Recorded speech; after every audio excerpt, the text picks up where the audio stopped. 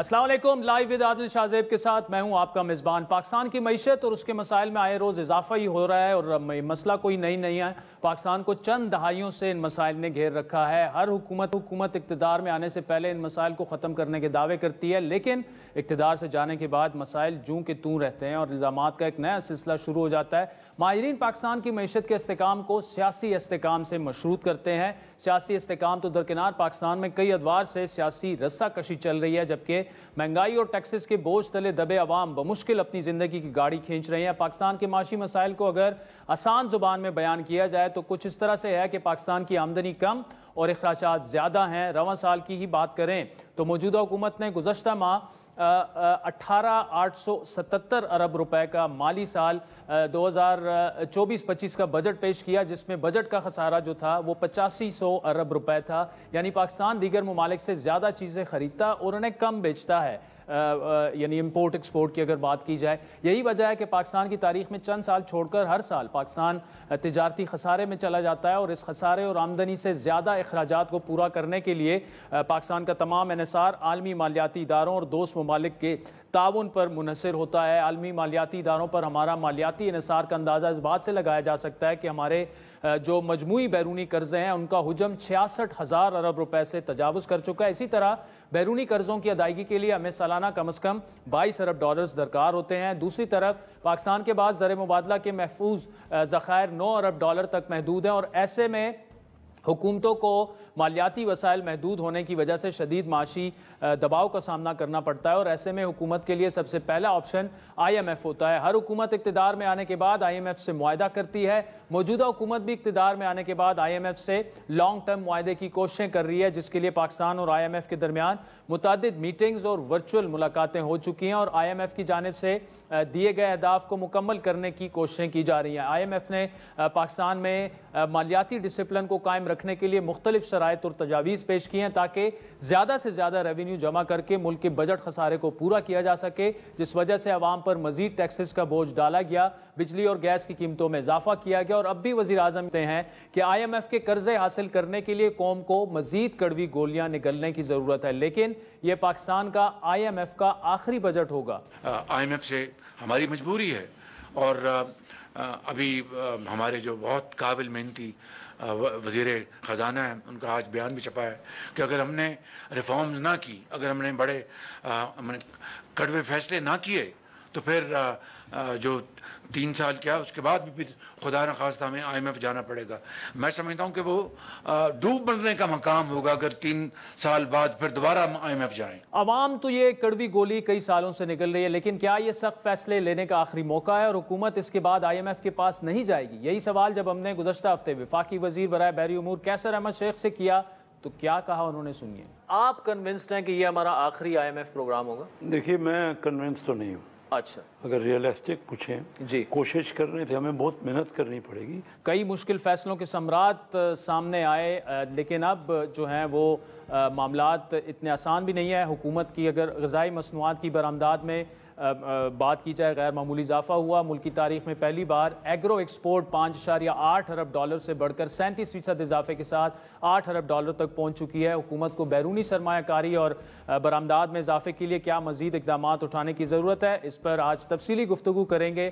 ہمیں جوائن کریں گے سینئر سیاستدان محمد زبیر، لیکن اس وقت ہمارے ساتھ موجود ہیں سابق وزیر خزانہ ڈاکٹر حفیظ پاشا صاحب، جبکہ آگے چل کر ٹیکس امور کے ماہر اشفاق تولا صاحب بھی ہمارے ساتھ موجود ہوں گے۔ ڈاکٹر حفیظ پاشا صاحب، thank you so much for joining us. Sir, جو یہ خبریں آ رہی ہیں کہ پاکستان کا جو ایک سوورین ویلتھ فنڈ ہے، IMF نے اب شرط یہ لگائی کہ اس کو سکریپ کیا جائے، کیا مطلب اس کا لیا جائے؟ کیوں یہ ہے کیا، اور اسے سکریپ کرنے سے کیا IMF ایسی شرطیں لگا سکتا ہے؟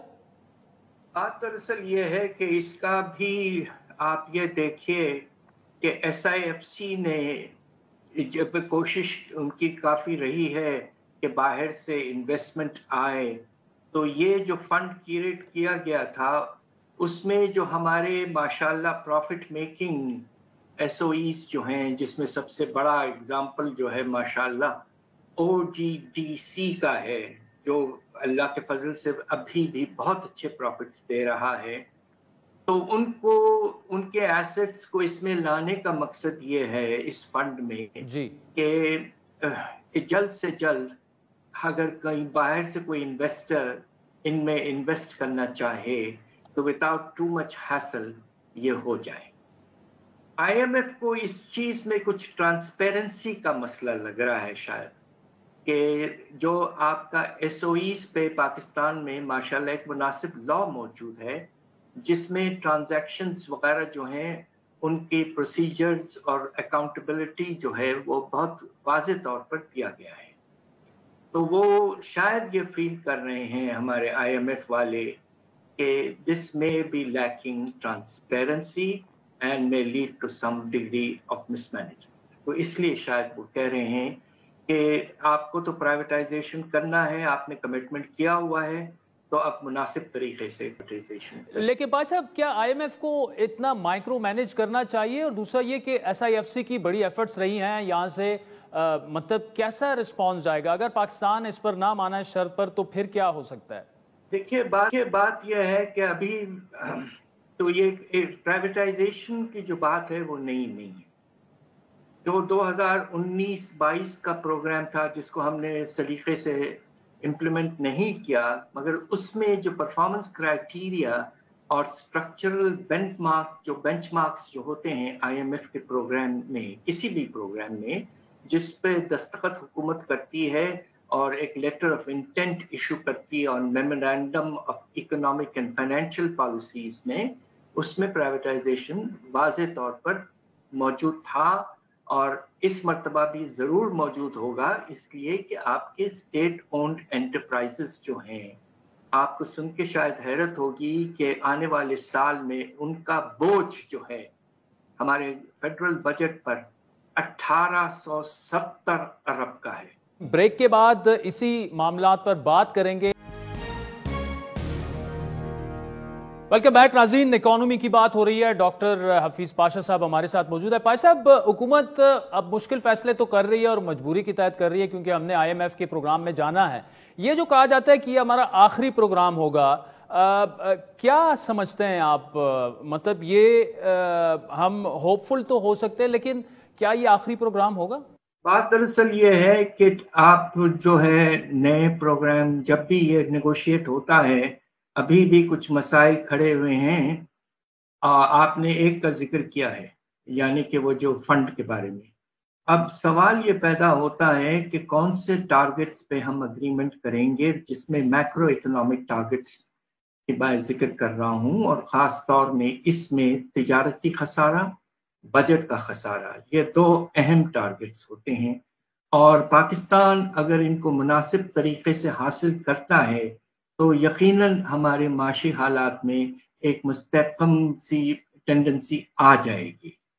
और अगर ऐसा हुआ और हमारे रिजर्व्स में जो इस वक्त तकरीबन $9.5 अरब हैं, उनको 3 महीने की कवरेज के लिए कम से कम $16 अरब तो होना है। अगर हम $16 अरब तक पहुंच जाते हैं 3 साल में, और उसके बाद हम सलीके से और सोच समझ के आगे बढ़ते हैं, तो पाकिस्तान यकीनन कुछ अरसे के लिए कम से कम आईएमएफ की पंजे से निकल आएगा। मगर इस वक्त रिकॉर्ड बहुत ख़राब है। आप ये देखिए कि 1988 के बाद से हम तकरीबन 23 से 24 प्रोग्राम्स में जा चुके हैं। तो भाई साहब, अभी तक हम उम्मीद तो कर सकते हैं, जिस तरह आपने भी फरमाया कि हम निकल सकते हैं, लेकिन इफ्स एंड बट्स उसमें हैं। क्या मौजूदा हुकूमत की माशी जो पॉलिसियां हैं और बजट का अगर निचोड़ निकाल कर बात की जाए, क्या हम ये कह सकते हैं कि हम दुरुस्त सिमत में जा रहे हैं? विद ऑल ड्यू रिस्पेक्ट्स, इससे बेहतर हो सकता था। एक नुमाया एग्जाम्पल आपको दे दूं, हमारे जिसे कहते हैं ना कि बदन के खून में जो है, माशी बदन में, वो 2 चीजें हैं। एक तो है आपके बरामदात और दूसरे आपके टैक्स रेवेन्यूज। अब इस बजट में आपने क्या किया है? आपने ये किया है कि एक्सपोर्ट्स को नॉर्मल टैक्स के रजीम में ले आए हैं और एडवांस टैक्स को 1% से बढ़ाकर 2% कर दिया है। ये सरासर नामुनासिब है। बहुत से मुल्क ऐसे हैं जिसमें बांग्लादेश, इंडिया वगैरह हैं, जो वाज़े तौर पर एक्सपोर्ट्स को इंसेंटिव्स देते हैं। हमने एक ही इंसेंटिव रखा हुआ था, ये जो कमी की गई थी इनकम टैक्स में, اب اس کو پورا آپ نے کر دیا ہے. اب تقریباً 29% آپ کو انکم ٹیکس دینا پڑے گا, اور خدا نخواستہ اس کے نتیجے میں ایسا نہ ہو کہ ہمارے ایکسپورٹرز مجبوراً جو پرائسز انہیں ملتے ہیں وہ انڈر رپورٹ کریں اور کچھ پیسہ باہر رکھیں. تو یہ نامناسب ہے. دوسری طرف ٹیکس ریونیوز پہ آ جائیے تو جس طرح سے, اور if I may use the word crudely, tax کے نظام کو کیا گیا ہے, بڑھایا گیا ہے, ریونیوز کو بڑھانے کی کوشش کی گئی. اس سے بہت سلیقے سے اور میں سمجھتا ہوں کہ سوچ سمجھ کے اگر ہم آگے بڑھتے, اور خاص طور پہ وہ سیکٹرز جہاں ٹیکسیشن نہ ہونے کے برابر ہے ان کی طرف جاتے اور ٹیکس بیس کو پھیلاتے, انڈائریکٹ ٹیکسز کی طرف کم جاتے, تو پھر بہت بہتر ہوتا. مگر مجھے افسوس سے کہنا پڑتا ہے کہ اس بجٹ میں یہ بات ہمیں بالکل نظر نہیں آئی. دوسری طرف آپ یہ دیکھ رہے ہیں کہ دودھ پر, اسٹیشنری پر, دوائیوں پر, مختلف ایسی بیسک چیزوں پر ٹیکسیں لگائیں گی. سب نامناسب. یہ ڈاکٹر صاحب آخر میں جن چیزوں کا آپ نے ذکر کیا اس کے لیے نامناسب کا لفظ استعمال کیا, اس کا مطلب یہ ہے کہ مہنگائی مزید اوپر جائے گی؟ یہ میرا اپنا خیال یہ ہے کہ خاص طور پہ جب آپ کو پیٹرولیم لیوی کو پوری طور پر بڑھانا پڑے گا, اور اس وقت باہر میں آپ نے دیکھا کہ تیل کی قیمتوں میں کچھ اضافہ ہو رہا ہے جو ہمیں فلی ٹرانسفر کرنا پڑتا ہے, اور پیٹرولیم لیوی بھی بڑھانا پڑے گا. اور دوسری طرف آپ نے ابھی اناؤنس کرنا ہے کہ بجلی کے نرخوں میں کتنا آپ نے اضافہ کرنا ہے. اس طرح کی بہت سی چیزیں آنے والی ہیں, اور کچھ تو اثر ہو چکا ہے اور کچھ اس کے بعد میں بھی اثر آتا رہے گا. میرا اپنا اندازہ, میں نے ریسرچ کیا ہوا ہے پاکستان پہ پچھلے 30 سے زیادہ سال, میرا اپنا ایسٹیمیٹ یہ ہے کہ اگر پاکستان کے افراط زر کی رفتار اس سال 17 سے 19% کی رینج میں رہی تو یہ مناسب رہے گا. گورنمنٹ کا جو پروجیکشن ہے کہ 12-12.5%, یہ بہت بہت کم ہے حالات کو دیکھتے ہوئے. بھائی صاحب ہم یہ تو کہہ سکتے ہیں کہ روپے کافی 8-10 مہینوں سے مستحکم ہے, لیکن آگے چل کر ہم نے کچھ ادائیگیاں کرنی ہیں.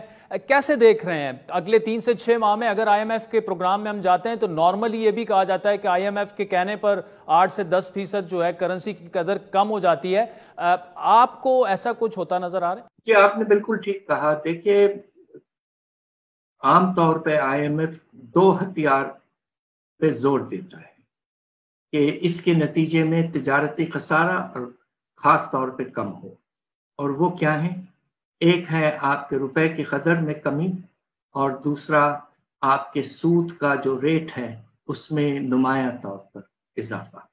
اس وقت ہمارے سود کا ریٹ تھوڑا سا کم ہوا ہے مگر ابھی بھی بہت ہائی ہے. دوسری طرف یس آپ نے بالکل ٹھیک کہا کہ روپے کی قدر جو ہے مستحکم رہی دسمبر کے بعد سے, مگر اس کی وجہ یہ تھی کہ اسٹیٹ بینک نے فزیکلی کنٹرول کیا امپورٹس کو, ایکسچینج کمپنیز وغیرہ کو کنٹرول کیا گیا, اسمگلنگ بھی روکا گیا. تو نتیجہ یہ ہے کہ یقیناً روپے کی قدر جو ہے مستحکم رہی ہے, مگر اگر آپ کو اپنے درآمدات کو کم کرنا ہے اور برآمدات کو بڑھانا ہے تو اب وقت آ گیا ہے کہ آپ کو ایک لحاظ سے IMF آپ سے کہے گا market based exchange rate policy adapt کریں اور لکھ کے دیں. تو ہوگا یہ کہ اس کے نتیجے میں یقیناً مجھے افسوس سے کہنا پڑتا ہے کہ روپے کی قدر میں کمی آنا شروع ہوگی. IMF نے خود اپنے پروجیکشن میں کہا ہے کہ روپے کی قدر 280 سے گر کر اس سال کے اینڈ جون تک 330 روپے تک جا سکتا ہے کم از کم.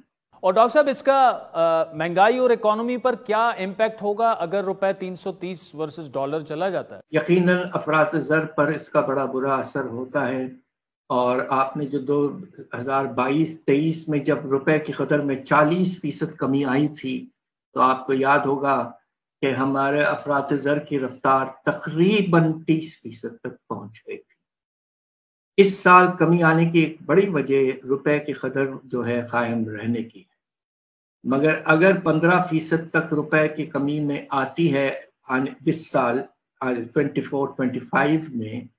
تو جس طرح میں نے کہا ہے کہ میرا اپنا ایسٹیمیٹ یہ ہے کہ افراط زر کی رفتار 17 سے 19% تک جا سکتی ہے کم از کم. ڈاکٹر حفیظ پاشا صاحب، thank you so much for joining us. ناظرین، بریک کے بعد اسی معاملات پر بات کریں گے. سابق گورنر سندھ محمد زبیر ہمارے ساتھ. ویلکم بیک ناظرین. سابق گورنر سندھ محمد زبیر صاحب اس وقت ہمارے ساتھ موجود ہیں، اور ٹاپک آپ کو پتہ ہے، آج ہم معیشت پر خصوصی پروگرام کر رہے ہیں. زبیر صاحب بڑی ان کی گرپ ہے معیشت پر. محمد زبیر صاحب، یہ بتائیے گا کہ فائنانس منسٹر صاحب جب یہ کہتے ہیں کہ اگر ٹیکس اکٹھا نہ ہوا، ٹیکس نہ دیا گیا، تو یہ ہمارا IMF کا آخری پروگرام نہیں ہوگا. اگر ٹیکس اکٹھا ہو بھی گیا، کیا آپ سمجھتے ہیں کہ یہ ہمارا آخری IMF کا پروگرام ہو سکتا ہے؟ We can hope, we should be hopeful. لیکن sir, We can be hopeful, but that's not happening, Adil, unfortunately, because ظاہر سی بات ہے ہم 23 پروگرام پہلے کر چکے ہیں، اور کسی دنیا کے ملک نے 23 پروگرام IMF کے ساتھ نہیں کیے، اور اب ہم 24ویں پروگرام کی طرف جا رہے ہیں. تو اس کا تو کلیئر ایک فیکٹ تو ہے، as of today there are serious structural imbalances یا اسٹرکچرل پرابلمس ہماری معیشت میں، جس کو جب تک ہم ایڈریس نہیں کریں گے تو یہ آخری نہیں ہو سکتا، اور ہم ایڈریس اب بھی نہیں کر رہے ہیں. کیونکہ اکانومی جو ہے وہ معیشت اس پر ڈپینڈ نہیں کرتی کہ جی آپ کو IMF کا پروگرام مل گیا اور جیسے ہی انڈیکیشن ملی اور سٹاف لیول ایگریمنٹ ہو گیا، یا اس سے پہلے یہ بالکل کلیئر ہو گیا کہ جس طرح وزیر اعظم نے خود کہا بجٹ کے حوالے سے کہ ہم نے IMF کے کہنے پر بجٹ بنایا ہے. اور وزیر اعظم سے اگر آپ پوچھیں گے تو پچھلے سال بھی IMF کے کہنے پر بنا تھا، اس سے پچھلے سال بھی IMF کے کہنے پر بنا تھا، اور اس سے پچھلے سالوں میں بھی IMF ہی کے کہنے پر بنا تھا. تو ایک چیز تو بڑی کلیئر ہے کہ IMF کے ساتھ یہ ہم 23 پروگرام جو کر چکے ہیں اور کنسسٹنٹلی انڈر IMF پروگرام رہتے ہیں. ایک چیز تو بڑی کلیئر ہے کہ IMF کی وجہ سے، ان کے پروگرام کی وجہ سے ہماری معیشت ٹھیک نہیں ہوئی ہے، ہمارے عوام کی حالت خراب سے خراب تر ہوئی ہے، ہمارے قرضوں میں بے حد اضافہ ہوا ہے جو انپریسیڈنٹڈ. اور میں عادل یہاں ایک صرف آپ کو یہ جو قرضوں کی میں نے بات کی تھی، for the month of May جو حکومت پاکستان نے فگر دی ہے، for the month of just May انہوں نے بتایا کہ 1.7 ٹریلین روپیز کا قرضوں میں اضافہ ہوا ہے، اور یہ پیور قرضوں میں اضافہ ہوا ہے، اس میں ڈی ویلیویشن وغیرہ کا کوئی ظاہر ہے، آپ کو پتہ ہے اسٹیبل ہے currency. That comes out to be 58 billion rupees per day, every single day اگر آپ قرضہ لے رہے ہیں، every single day. تو عوام جو ہے یہ پوچھنے میں حق بجانب ہے نا کہ بھائی وہ کہاں جا رہے ہیں. ہمیں تو جن کو 2 روٹی نہیں نصیب ہو رہی تھی دن کی 10.5 کروڑ عوام کو، ان کو تو ایک وقت میں ہی روٹی ملی ہے. نہ ان کی صحت کے لیے کچھ امپرومنٹ ہوئی ہے، نہ صاف پینے کا پانی ان کو ملا ہے، نہ پبلک ٹرانسپورٹیشن میں امپرومنٹ ہوئی ہے، نہ ایجوکیشن میں امپرومنٹ ہوئی ہے، نہ ہیلتھ سروسز میں امپرومنٹ ہوئی ہے. نہ ہی ہم یہ کہہ سکتے ہیں کہ جی کہ ہماری اس لیے قرضہ لے کے دیکھیں اکانومی کتنا گرو کر رہی ہے، کتنی امپلائمنٹ جنریشن ہو رہی ہے، کتنی پاورٹی ایلیویشن ہو رہا ہے. None of that is happening. So Zubair صاحب، آپ نے ایک بات جی آپ نے ایک بات کی ہے جو دماغ میں میرے اٹک گئی ہے. یہ آپ نے کہا کہ IMF کے پروگرام جو ہیں انہوں نے پاکستانی معیشت بہتر نہیں بنائی، لیکن IMF اگر دیکھا جائے تو ٹھیک ہے سخت اور مشکل فیصلے ہم سے کرواتے ہیں، لیکن وہ تو سٹیبلٹی کی بات کرتے ہیں، وہ تو ریفارمز کی بات کرتے ہیں جن کی ہماری معیشت کو ضرورت ہے. تو کیا وجہ، اور ہم اگر IMF کے پاس نہیں جائیں گے، آپ کو پتہ ہے ہم خدا نہ خواستہ ڈیفالٹ کر جائیں گے، تو پھر حل کیا ہے؟ دوست ممالک نے بھی ہمیں پیسے دینا چھوڑ دیے. ایبسلیوٹلی آپ کی بات صحیح ہے، اور میں اس کو وضاحت کر دوں.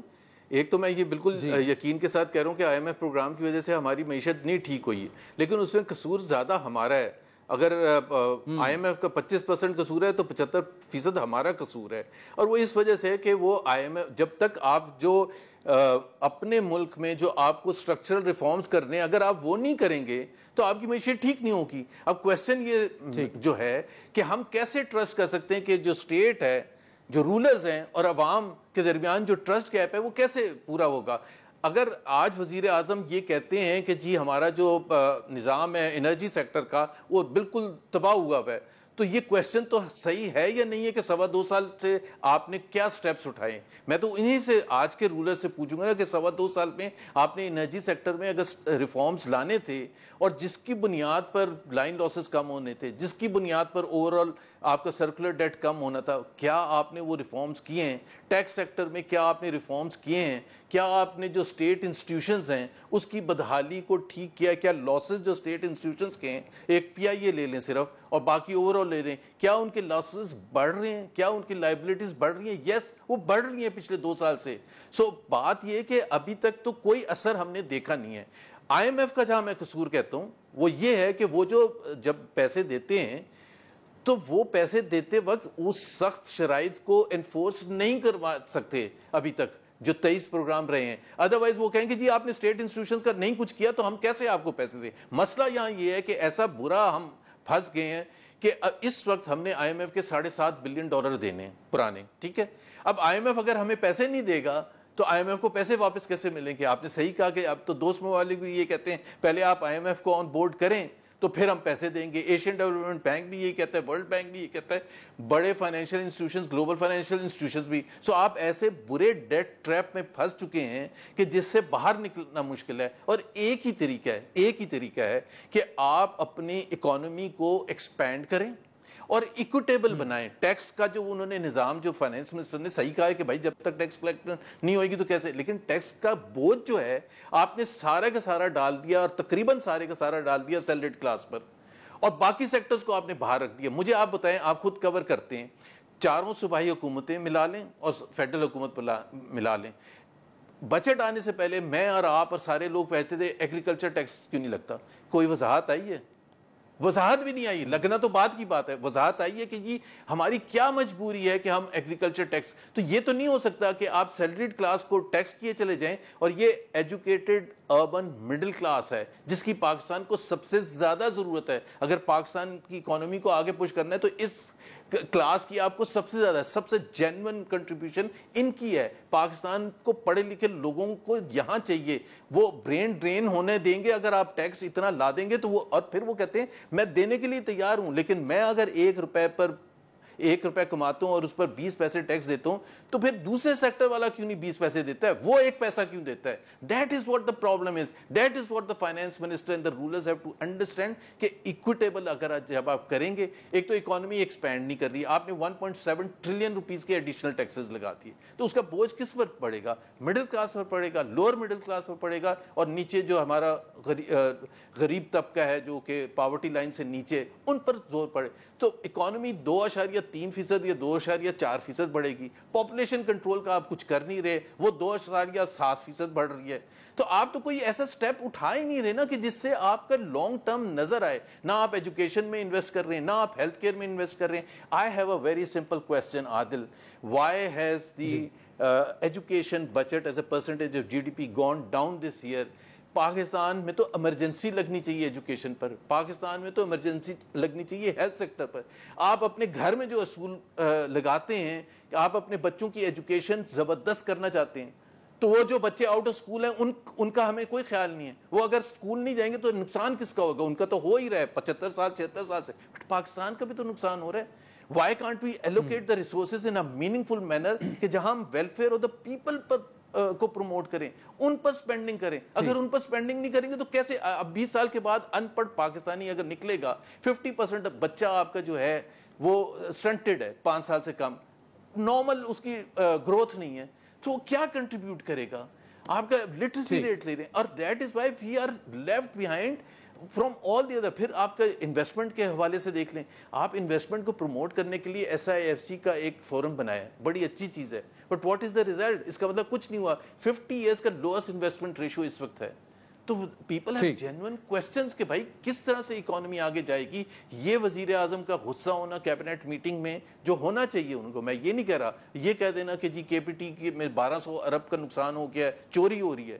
I mean, so چوری ہو رہی ہے. It comes as a real for a person like me or you or any normal Pakistani, تو وہ تو کوشچن کرے گا یار آپ نے میرے پر ٹیکسز لگائے ہیں 1700 ارب کے ایڈیشنل اس سال صرف, تو آپ 1200 ارب تو آپ کے وہاں آپ خود آئیڈینٹیفائی آپ نے کر دیا کہ چوری ہوئے ہیں. اگر آپ چوری آپ ہی نے روکنا ہے, کس نے اور جا کے روکنا ہے؟ تو میرے پر ٹیکس کم لگتا ہے نا. سیلریڈ کلاس پر ٹیکس کم لگتا, باقی لوگوں پر ٹیکس کم لگتا. انڈائریکٹ ٹیکسز کا نقصان سارا کا سارا آپ کے عام لوگوں پر ہے, مڈل کلاس پر ہے, لوور مڈل کلاس پر ہے. انڈائریکٹ ٹیکسز کا وہ ڈبل ہو گئے تقریباً اس سال جو بجٹ میں, اور ڈائریکٹ ٹیکسز بھی آپ نے بڑھا دیے. تو آئی تھنک اکانومی کو گرو کرنے کے لیے ٹیکس کلیکشن ایک ہی طریقے سے ہوتا ہے عادل, وہ یہ ہوتا ہے کہ آپ اکنامک گروتھ لے کے آئیں اور فیئرنس, اکویٹیبل فیئر ڈسٹریبیوشن ہونی چاہیے, اور ٹیکس میں ہر ایک کو اپنا حصہ ڈال لیں گے تو پھر لوگوں کو یہ سیٹسفائی آپ کر سکیں گے کہ ٹھیک ہے ٹیکس زیادہ ہے لیکن باقی بھی تو سب وہی ٹیکس دے رہے ہیں. ویلکم بیک ناظرین, آپ نے بریک سے پہلے محمد زبیر صاحب اور ڈاکٹر حفیظ پاشا صاحب کی تفصیلی گفتگو سنی. پاکستانی معیشت پر بات ہو رہی ہے. اس وقت ٹیکس امور کے ماہر اشفاق طلحہ صاحب ہمارے ساتھ موجود ہے. طلحہ صاحب, ابھی جو IMF کے ساتھ معاملات چل رہے ہیں, جتنا ٹیکس کا ہدف رکھا گیا ہے پہاڑ جتنا, کیا یہ ہم حاصل کر پائیں گے؟ بسم اللہ الرحمن الرحیم. تھینک یو عادل. عادل, پہلے تو میں بڑا ہوپفل تھا جب ہمارے PM صاحب اور ہمارے FM صاحب فرما رہے تھے کہ جی IMF کا آخری پروگرام ہوگا. PM تو ابھی بھی اس بات پہ قائم ہے, بٹ FM صاحب نے یہ کہہ دیا کہ جی اب ہم اگر ٹیکس کلیکٹ نہیں کر پائے تو یہ IMF کا آخری پروگرام نہیں ہوگا.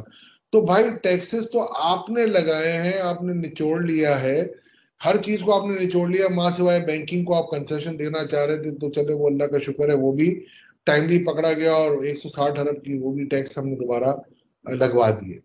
تو اب اگر اس کے بعد اگر آپ یہ کہتے ہیں کہ ٹیکسز کلیکٹ نہیں ہو پائیں گے, مطلب تو یہ ہو رہا ہے, اس کا مطلب یہ تو ہم کنسیڈ کر رہے ہیں کہ میں ٹیکس کلیکٹ نہیں کر پاؤں گا اور میں سمجھتا ہوں کہ IMF کا آخری پروگرام نہیں ہے. تو ابھی تو شروع ہوا ہے میچ, پہلا سال ہے آپ کا, IMF کا پروگرام تو ابھی آیا ہی نہیں ہے. ابھی تو بجٹ آپ کا فورس ہوئے ہوئے صرف 8 یا 9-10 دن ہوئے آپ کے. تو ابھی سے یہ کنسیڈ کر جانا میری سمجھ سے بالا تر ہے اس میں, کہ میرے حساب سے یہ ایمبیشس ٹارگٹ تو تھا, بٹ آپ کو ٹارگٹ سیٹ کرنے سے پہلے سوچنا چاہیے تھا کہ جی کیا یہ ٹارگٹ اچیویبل ہے کہ نہیں, اور اگر یہ نہیں تھا تو آپ کو IMF سے نیگوشیٹ کرنا تھا اور مزید ہاریزونٹل ایکویٹی لینی تھی. آپ نے تو ورٹیکل ایکویٹی بنائی ہے, ہاریزونٹل کے بھی کچھ اسٹیپس لیے آپ نے, بٹ اصل جو اسٹیپس لینے تھے آپ کو, جو منیمم ایسٹ ٹیکس لگا کے ایگریکلچرس کو آپ کو لانا تھا ٹیکس نیٹ کے اندر ان کے ایسٹس کے بیس پہ, یا تمام اشرافیہ کو لانا تھا. یہ جو کمپنیوں کے ریزروس پڑے ہوئے ہیں ان کو آپ کو ٹیپ کرنا چاہیے تھا. ریئل اسٹیٹ پہ آپ کو ریئل ٹیکسیشن کرنی تھی, تو وہ تو کچھ بھی آپ نے نہیں کیا. تو ابھی سے ہم اگر اب یہ کہنا شروع کر دیں گے نہیں یہ ٹیکسز تو بہت مشکل کلیکٹ ہوں, میں یہ سمجھ رہا ہوں, میں سے یہ اخذ کر رہا ہوں کہ شاید ان کے ذہن میں یہ ہے کہ اب یہ ٹیکس کلیکٹ نہیں ہو. تو صاحب, تنخواہ دار طبقہ تو سب سے آسان ہدف ہوتا ہے, آپ اس اقدام کو کیسے دیکھ رہے ہیں؟ ان پر مزید ٹیکسز کا بوجھ ڈالنا, GST الگ سے بڑھ چکی ہے, عام پاکستانی تو اتنا سکویز ہو چکا ہے, اب مزید کتنے اور ٹیکسز وہ دیں؟ دیکھیں یہ باڈی ان کی پرانی خواہش تھی پرسنل انکم ٹیکس پہ. تو پرسنل انکم ٹیکس کے 2 ویکٹرز ہیں, ایک انڈیویجولز ہیں جو بزنس انڈیویجولز ہوتے ہیں, اور ایک ہوتے ہیں آپ کے تنخواہ دار طبقہ. اب یہ IMF کی پرانی وش لسٹ میں تھی اور ہم ہمیشہ ان سے آرگو کر کے بچا لیتے تھے یہ سائڈ کو, کیونکہ آلریڈی ہم زیادہ ٹیکسز دے رہے ہیں. تو میں یہ سمجھتا ہوں کہ یہ تو بہت سراسر زیادتی کی ہے انہوں نے, بڑھا دیا ٹیکسز. یہ میرا خیال ہے کسی اور سورس سے اگر یہ کر کے آلٹرنیٹ لے لیتے, یا کم از کم اگر میں سمجھتا ہوں اپنے اخراجات کو کم کرتے. پرسنل انکم ٹیکس اگر آپ 300 بلین تھا اور اگر 300 سے 375 ہو جائے گا تو 75 ارب کے کہیں اور سے آپ کٹ کارنر کر سکتے تھے. میں صرف سمپل سی ایک مثال دیتا ہوں کہ اگر 1% پالیسی ریٹ میں ہی کم کر دیتے تو 450-500 ارب تو وہیں پہ بچ جاتا آپ کا. تو آپ ایسے سٹیپ لیتے کہ جہاں پر آپ کارنرز کٹ کرتے, اپنی جو سرکاری ملازمین کو جو انہوں نے 25% جو دیے, یا جو کنسیشن یہ ہے کیپٹل گین ٹیکس کے سرکاری ملازمین کو, یا جو ہمارے سرونگ آفیسرز کو, اس میں سے بھی آپ کٹ کر سکتے تھے. دیر آر سو مینی, اگر آپ کرنا چاہتے تو آپ کر سکتے تھے. اور میں یہ سمجھتا ہوں یہ زیادتی والی بات ہے کہ ایک شخص جس کی کوئی آواز نہیں ہے اس کو آپ نے ہٹا دیا. آپ دوسری طرف پاٹا کے جو آپ نے دیکھا ہوگا سیلز ٹیکس پہ اور انکم ٹیکس پہ 5 سال کی اوریجنل ایگریمنٹ تھی, SRO 12 اور 12-13, آپ نے اس کو بھی بڑھا دیا 6 سال, پھر 7واں سال آ گیا. تو میری سمجھ سے بالا تر ہے کہ اگر جیسے پیٹرولیم ڈیلر کا آپ نے دیکھا ہوگا پچھلے دنوں کے انہوں نے جا کے بات کی, ان کی بات میں وزن تھا, بٹ آپ کو پہلے اب یہ لگتا ہے کہ جیسے کہ ان کی ایک لابی کی وجہ سے یہ سب کچھ ہو گیا. تو یہ ساری چیزیں تھیں. بجٹ میں بہت امپرومنٹ کی گنجائش ہے, اور میں نہیں کہتا, ہر اینالسٹ یہ بات کر رہا ہے کہ اپنی زندگیوں کے, میں اپنی 32ویں سال کی پروفیشنل لائف کی 33واں سال ہے میرا یہ بجٹ کا, میں نے ورس دیکھا, میں نے بجٹ بنایا, اس طرف بھی بیٹھا, اس طرف سے بھی بیٹھ کے دیکھتا ہوں, کلائنٹس کو ریپرزینٹ کیے ہم نے, بٹ آئی ڈونٹ تھنک کہ ایسا بجٹ کوئی پہلے میں نے دیکھا ہو. اچھا, بار بار ہم ایک آرگیومنٹ سنتے ہیں کہ کچھ سیکٹرز کو ٹیپ ان نہیں کیا جاتا, یعنی ریئل اسٹیٹ کی بات کریں یا ریٹیل سیکٹر کی بات کریں, کہ ان کو ٹیکس نیٹ میں اس طرح سے نہیں لایا جاتا. اس پر اپنا ایکسپرٹ اوپینین دیجیے گا. عادل, یہ لاسٹ ایئر اپنے رپورٹ میں نے جب RRMC کا میں چیئرمین تھا, میری ٹیم نے, اور ہم نے ایک بڑی رپورٹ, انٹرم رپورٹ بنائی تھی, اس میں کافی ریونیو میجر تھے. اس میں ایک یہ بھی تھا کہ دکانداروں کو اور ریٹیلر کو کیسے لانا, اور انہوں نے اب کوشش کی ہے اس کو کاپی کرنے کی, کہ 236G اور H کو. یہ ہمارے اوریجنل آئیڈیا تھے, آپ رپورٹ میں دیکھ سکتے ہیں, یہ لکھی ہوئی رپورٹ ہے. ہم نے اس وقت ان سے نیگوشیٹ کیا تھا 1% پہ, وچ وہ ایگری کر گئے تھے. جتنے بھی تاجر برادری آپ ان سے پوچھ لیں, میرے پاس آئے تھے, FBR کے 4 ممبروں نے بھی مجھ سے بات کی اور میرے ساتھ نیگوشیشن میں تھے, اور سب کچھ ہو گیا. بٹ فائنل مومنٹ پہ FBR نے اس کو بجٹ سے ڈراپ کیا. واللہ لمبے ثواب, میں ان میٹنگز میں بعد میں نہیں بیٹھتا تھا جہاں پر یہ بجٹ کی فائنل پروپوزل بنتی تھی, بیکاز کہ کسی کو شاید یہ لگتا کہ میرا کوئی کانفلکٹ آف انٹرسٹ ہے میری پرانی فرم کے کلائنٹوں کی وجہ سے, کوئی ان کے پروپوزل ہوں, تو میں بیٹھتا نہیں تھا. تو لہٰذا یہ اس وقت لگ جاتا تو 250 ارب اس وقت وہ دینے کے لیے تیار ہو گئے. تو میں ان کو بلیم نہیں کروں گا, میں اپنے آپ کو یا ہماری FBR کی ٹیم کو بلیم. ریئل اسٹیٹ پہ ہم نے یہ کہا تھا ان کو, اور ایک اس وقت کے جو ممبر پالیسی تھے آفاق قریشی صاحب, انہوں نے ایک اچھی تجویز دی تھی کہ آپ ایک QR کوڈ کے تحت جب بھی کوئی ڈیولپمنٹ آئے یا کوئی سوسائٹی بنے, تو اس سے آپ اسی وقت ایک 7% کا ٹیکس لے لیں. ایوریج 7 دفعہ فائلیں ٹرن ہوتی ہے, تو آپ 7% لے لیں ایڈوانس میں, تاکہ آپ کو کم از کم ریونیو آنا شروع ہو جائے. اور QR کوڈ کے ذریعے ٹرانسفر اگر ہوگا تو آپ کے پاس پورے ریکارڈ ہوں گے. ہم نے RRMC نے یہ کہا تھا کہ آپ ان کو ریٹ ماڈل پہ لے آئیں, ریئل اسٹیٹ انویسٹمنٹ ٹرسٹ پہ, کہ آپ اپنے جو ٹیکسز ہیں ان کو کم کر دیں, اینڈ کنسیکوئنٹلی آپ ان کی ویلیوز کو بڑھا دیں. اس میں آپ کی اکانومی بھی ڈاکومنٹڈ ہوگی اور آپ کی ریونیو بھی بڑھ سکتی ہے. تو یہ دونوں پروپوزل تھے, ایک تو FBR کا اپنا ان کے ممبر پالیسی کا تھا, ایک ہمارا تھا RRMC کا. میرا خیال ہے دونوں پروپوزل شاید اس وقت کی جو FBR کے جو لیڈ ٹیم تھی ان کو, یا جو منسٹری آف فائنانس میں بیٹھے ہوئے, تو ان کو پسند. اچھا, ہمارے ٹیکس سسٹم میں لوپ ہولز تو ہیں. اگر کسی پر 1 کروڑ ٹیکس بنتا ہے تو وہ کسی کی جیب میں اگر 30,000 ڈال لے تو وہ اسے رستہ دکھا دیتا ہے.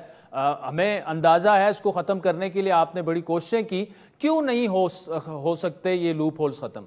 ایک سٹیپ مجھے کرنے دیتے نا, اگر یہ منیمم ایسٹ ٹیکس جو کہ کنسٹیٹیوشنلی رائٹ تھا ایگریکلچرسٹ پہ بھی انڈائریکٹلی ڈائریکٹلی ہم لگا سکتے ہیں.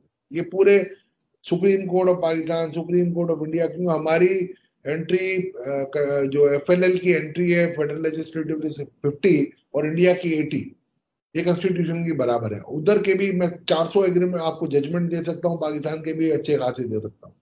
یہ پولیٹیکل اکانومی کی وجہ سے اور پریشرز کی وجہ سے نہیں لگ سکی. اگر آپ کے حصے کا اگر آپ 1% ٹیکس دے دیں اپنی ایسٹس کے اوپر, انکم پہ تو جو دے رہے ہیں وہ تو دینا ہی ہے آپ کو. اگر ایسٹس, اگر آپ فرض کریں آپ کے انکم ٹیکس آپ نے 12 لاکھ دیے, اور اگر آپ کا ایسٹ ٹیکس اگر 10 کروڑ کے ایسٹ سے 1% بننا ہے, آپ دے چکے ہیں 12 لاکھ, تو آپ کو ضرورت نہیں ہے. اگر میرے پاس 10 کروڑ کے ایسٹس ہیں اور میں نے 5 لاکھ انکم ٹیکس دیا, تو مجھے 5 لاکھ دینے چاہیے. تو وہ ایکویٹی کریٹ کر دیتا. اس میں بلا شبہ آپ ایگزمپشن کر دیں گے, جی 20 کروڑ سے یا 10 کروڑ سے کم ایسٹس ہوں گے تو نہیں لگے گا, بیواؤں کا اگر ایک گھر میں رہ رہی ہیں تو نہیں لگے گا, زراعت کے چھوٹے کسانوں کو نہیں لگے گا. وہ اس میں کافی رولز بنا سکتے تھے, بٹ وہ آؤٹ رائٹ پولیٹیکل پریشر کی وجہ سے ہم نے ہٹا دیا. دوسرا ایک تھا کہ جو کمپنی ڈیویڈنڈ نہیں دیتی ہیں اسٹاک مارکیٹ میں, سالوں سے نہیں دیتی ہیں, اور ان کی شیئرز کی اگر آپ ڈیویڈنڈ ییلڈ دیکھیں تو بہت کم ہے, اور وہ آپ دیکھیں گے تو مارکیٹ کے پیئر گروپ سے بھی کم ہے. تو ہم نے ان کو کہا تھا کہ ان کے پاس جتنا بھی ڈسٹریبیوٹیبل ریزرو ہے اس کا آپ 3 سے 5% ان سے ایڈوانس لے لیں, جب وہ ڈیویڈنڈ دے تو آپ ایڈجسٹ کر لیں. وہ 600-800 اگر آپ بلین لے آتے تو آج ایکوٹی کریٹ ہو جاتی. बट यही चीजें हैं आदिल के अपनी इकोनॉमी में हम अपने होम ग्राउंड प्लान पे अमल नहीं करते, फिर हम आईएमएफ की तरफ जाते हैं, और जब आईएमएफ की तरफ जाते हैं तो आईएमएफ के डिक्टेशन में आते हैं और डू मोर की कहानियां होती हैं, और फिर हम 2 साल बाद फिर ये रो रहे होते हैं कि जी हम तो वो काम नहीं कर पाए, अब अल्लाह आलम सवाब अब कैसे होगा, अब तो हमें समझ नहीं पड़ रही, अब एक और प्रोग्राम में जाना होगा। तो you have to break the jinx. इस जिंक्स को ब्रेक करने के लिए ना आपको होम ग्राउंड प्लान बनाना है विच इज रेडी। आपको थोड़ा सा स्ट्रांग विल पावर के साथ, ये बड़ी रिजिलिएंट कौम है, ये आपको साथ देगी अगर आप खुद साथ लेना चाहो। हाँ, अगर आप अपने अल्ले तलल्ले कम नहीं करोगे और उसको बोलोगे कि तुम कुर्बानी दो, तो कोई कुर्बानी नहीं देगा। आईएमएफ के प्रोग्राम में आपको ज्यादा कुर्बानी देनी पड़ती है, अपने प्रोग्राम में कम कुर्बानी देनी पड़ती है। आप हमेशा हमने ये देखा है, हम अपने मोहसिनों को कभी अच्छे लफ्जों में याद नहीं करते, माँ सिवाय हमारे बाबा कौम कायदे आजम मोहम्मद अली जिन्ना रहमतुल्लाह अलैह के और हमारे बुजुर्गान जिन्होंने पाकिस्तान बनाया। जो आईएमएफ से आपके लिए लड़ता है, जो पॉलिसी होम ग्राउंड लाता है, अब वो पर्सोना नॉन ग्राटा आपका बन जाता है। तो मैं ये समझता हूं अगर ये रविश रही हमारी कौम की भी, कि अगर हम अपनी सोच से हटके अगर हम सिर्फ दूसरों के कहने या सोशल मीडिया के कहने पे चलते रहेंगे और अपने कुछ ट्रोलिंग करवाते रहेंगे अच्छे लोगों के खिलाफ, तो मेरा ख्याल है एक कौम फिर एज ए कौम ऑपरेट नहीं कर पाएगी। इशफाक तोला साहब, thank you so much for joining us. नाज़रीन, आज के प्रोग्राम पर फीडबैक जरूर दीजिएगा। हमारा ट्विटर हैंडल है @आदिल शाज़ेब। इजाजत दीजिए, खुदा हाफिज़।